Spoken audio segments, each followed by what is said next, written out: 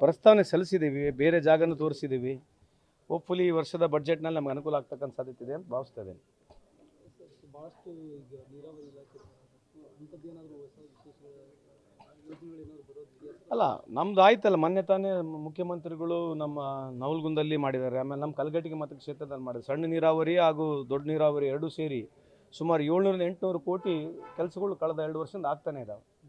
ಇನ್ನು ಮುಂದೇನೂ ಮಾಡ್ತಾರೆ. ಬಟ್ ಈ ಬಡ್ಜೆಟ್ನಲ್ಲಿ ವಿಶೇಷವಾಗಿ ಅಂತಕ್ಕಂಥದ್ದು ನಾವು ಪ್ರಪೋಸಲ್ ಮಾಡಿದ್ದೀವಿ, ನೋಡೋಣ ಅಂತ ತೊಗೊಳ್ತಾರೆ.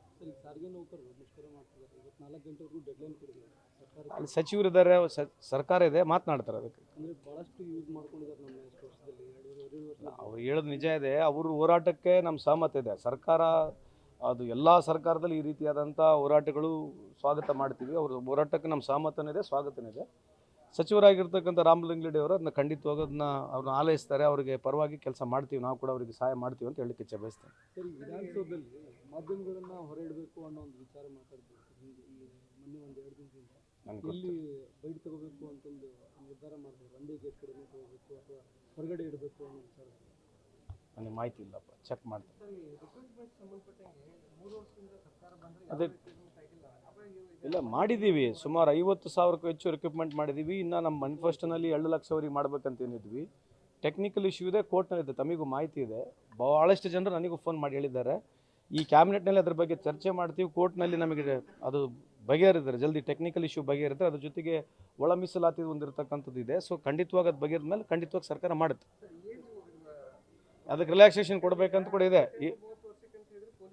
ಅಲ್ಲ, ರಿಲ್ಯಾಕ್ಸೇಷನ್ ಕೊಡಬೇಕಂತೂ ಸರ್ಕಾರ ಗಮನದಲ್ಲಿದೆ, ಮಾಡ್ತಾರೆ ಕೂಡ ಅನ್ಸುತ್ತೆ ನನ್ನ ಪ್ರಕಾರ.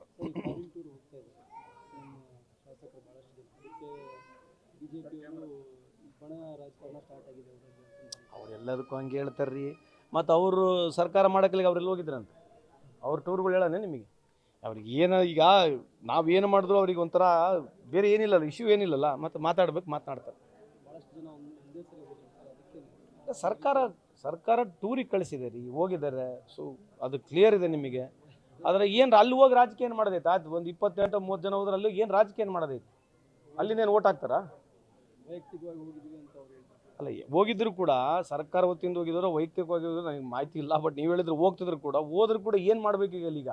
ಅಲ್ಲಿ ಹೋಗಿ ಏನು ಓಟ್ ಹಾಕ್ತಾರೆ? ಅಲ್ಲೇನು ರಾಜಕೀಯ ಮಾಡೋಕ್ಕೆ ಬರುತ್ತಾ? Thank you.